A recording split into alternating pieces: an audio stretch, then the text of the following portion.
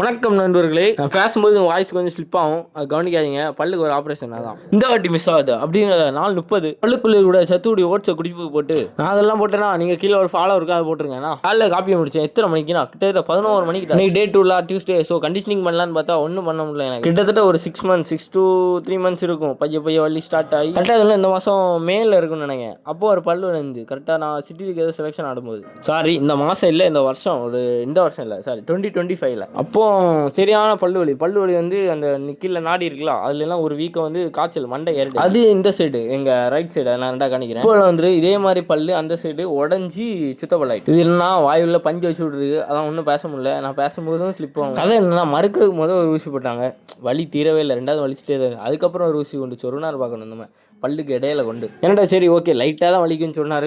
ஒரு 4 மாத்திரையும் கூட காட்ட வந்தாங்க. ரத்தம் வந்து கூட வச்சுக்கணும். ஏன்னா இப்போ பெயின் கரெக்டாக இருக்குன்னா இந்த இடத்துல இப்போ தான் பேட்ச் ஒர்க் இது போட்டுட்டு நாளைக்கு வர சொல்லியிருக்காங்க. இந்த சைடு ஃபஸ்ட்டே பட்டது. சாப்பிட்டு பல்லு ஆப்ரேஷன் மாத்திரை போட்டு கடைசியாக குடிப்புக்கு பால் கூட நாளை முடிச்சிட்டேன்.